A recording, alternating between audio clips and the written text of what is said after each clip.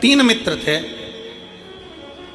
और उनके घर के लोगों ने उनको समझा दिया कि एकांतेश्वर महादेव का दर्शन, एकांतेश्वर महादेव की पूजन, एकांतेश्वर महादेव का स्मरण, एकांतेश्वर महादेव की भक्ति फल देती है। एकांत में जो शंकर का शिवलिंग मिल जाए। और आप सबसे निवेदन है, आप गाड़ी ड्राइव कर जा रहे हो, मोटरसाइकिल से जा रहे हो, साइकिल से जा रहे हो, कहीं जा रहे हो, और आपकी खुद की अगर गाड़ी है, आपकी स्वयं की अगर गाड़ी है, तो निवेदन है कहीं एकांत में कोई ओटले पर, कोई पेड़ के नीचे, कोई सूनी जगह पर शंकर जी का शिवलिंग अगर रखा हुआ देख लो तो थोड़ा सा रुक कर वहां पर बन सके, अगर पास में कोई जलाशय हो तो 1 लोटा जल चढ़ा दो, लोटा नहीं हो हाथ में जल भरकर भगवान शंकर को श्री शिवाय नमस्तुभ्यम बोलकर समर्पित कर दो, भगवान शंकर को चढ़ा दो और अपने मन की बात, अपने दिल की बात, अपने हृदय की बात शिव जी से कहकर अपनी गाड़ी उठाओ और चल दो। एकांतेश्वर महादेव,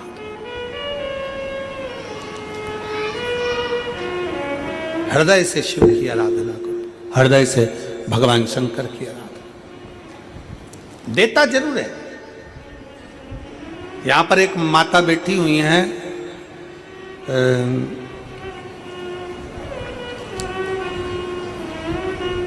जिनको 20 साल शादी के हो गए थे और 20 साल तक औलाद नहीं हुई। 20 साल।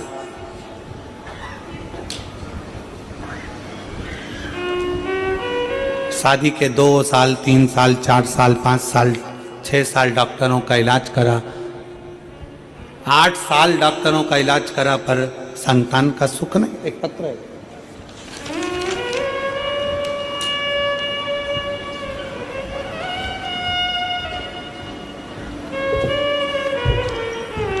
मेरा नाम बनवासा चंद्रवंशी, पति आनंद चंद्रवंशी, मोबाइल नंबर ये है, ग्राम पीपरिया, डोंगरगढ़, छत्तीसगढ़ की निवासी हूँ।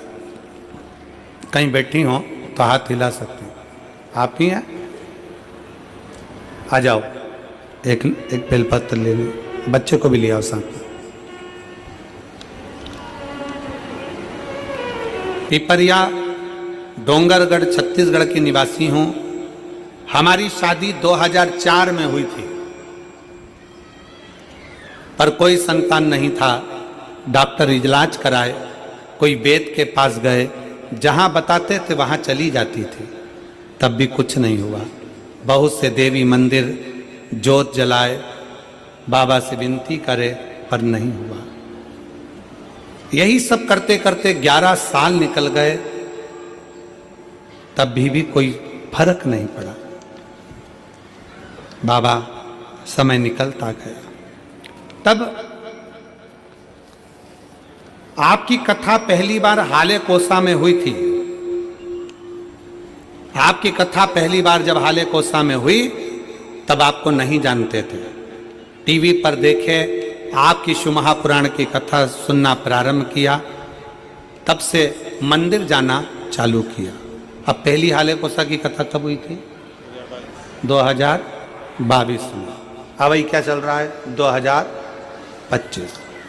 पहली कथा हाले कोसा की टीवी पर सुनी थी, तब हम आपको जानते नहीं थे।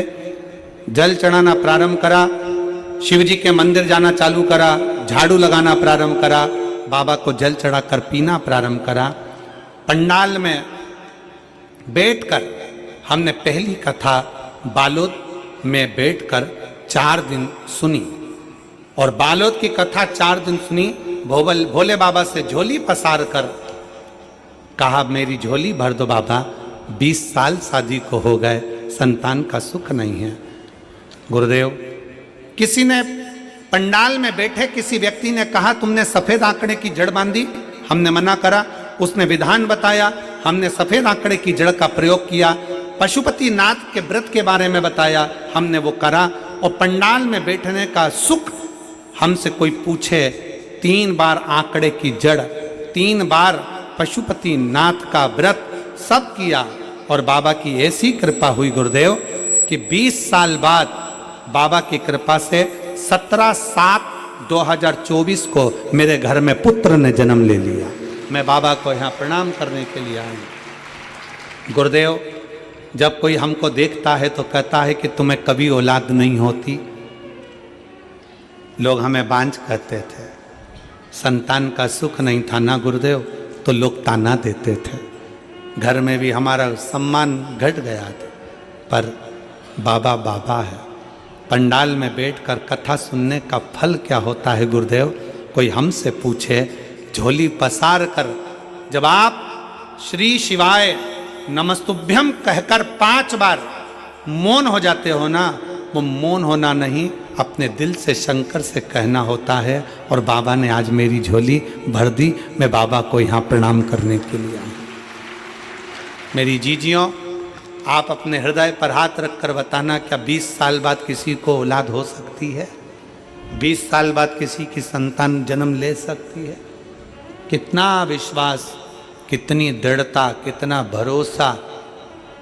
और एक बात और याद रखना, कई लोग सोचते हैं अपनी औलाद नहीं हो रही, गोदी लेकर आ जाओ, ये कर लो, वो कर लो। मतलब उनको भरोसा नहीं है शंकर पर, उनको विश्वास नहीं है शिव पर। हमारा निवेदन है, एक बार पक्का भरोसा दड़ी बनकर जिस दिन तुमने कथा का रस तत्व ग्रहण कर लिया, दिल से सुन लिया, दिल से। एक बच्चा बैठा है, 14 साल तक नहीं बोला है, 14 साल। उसकी मां ने लिखा,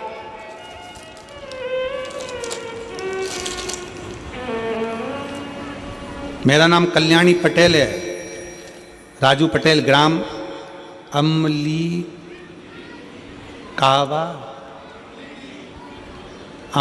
कापा, जिला मुंगेली, छत्तीसगढ़ के निवासी हैं। कहीं बैठी हैं? अमली कापा, जरा गांव का नाम पढ़ना तुम लोग और पढ़ के सुनाओ जरा हमको, टीवी पे पढ़ो जरा। क्या लिखा है? अमली कापा, जिला मुंगेली, छत्तीसगढ़ के निवासी। कहीं बैठे हैं? हाथ हिलाओ जरा। बच्चा आया है साथ में? इसको बैग वाले भैया नीचे बैठ जाओ जरा। हाँ, दिख गए, ठीक है, ठीक है। आ जाओ, लेकर आ जाओ, आ जाइए। मेरा बेटा 14 साल का है, जन्म से ही न सुन पाता है न बोल पाता है। डॉक्टर ने उसको बधिर सर्टिफिकेट दे दिया है, क्योंकि बोलता नहीं है, सुनता नहीं है। मैं भी माँ हूँ, बेटे की ऐसी दशा देखकर दुख होता है। सोचती हूँ मेरा बेटा बड़ा होकर कैसे क्या करेगा, न बोल पाता है न सुन पाता। बाबा से एक ही चीज कहती थी, बोल ना भी पाए तो कम से कम सुने। गाड़ियाँ निकलती हैं, हारन देती है, बच्चे का कहीं एक्सीडेंट ना हो जाए।